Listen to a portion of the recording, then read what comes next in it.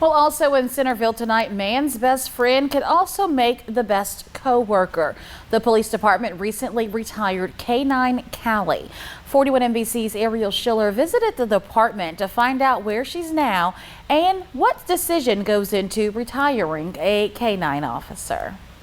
It might sound strange, but there are some dogs who have to wake up and go to work every day just like the rest of us. We're talking about K-9 officers, of course. Working a job also means retirement eventually. That's exactly what the Centerville Police Department granted 8-year-old K-9 Callie. Centerville Police Chief Cedric Duncan says the time leading up to retirement is fun for the working pups. You can see the interaction between Officer Neesmith and Callie.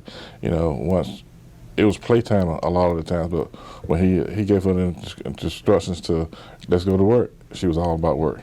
Officer Mike Nelson is the handler for the remaining K-9 in the department, K-9 Storm. Officer Nelson says many times the K-9s would play with one another when not working. Him and Callie always, when we are at the PD together, him and Callie, they run around and just play while we're doing our paperwork or stuff like that in the office.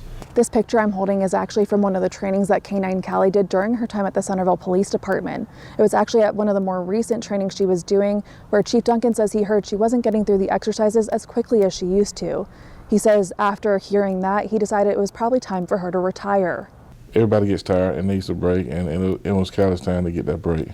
She had did her work for the Centerville Police Department, and it's time to let her go get some rest now.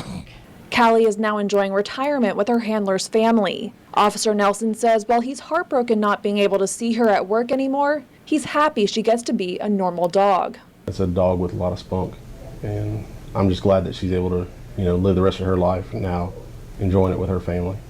In Centerville, Ariel Schiller, 41 NBC News. The police department is looking to get another K-9 officer. Chief Duncan says they also want someone to take on the K-9 handler role as well.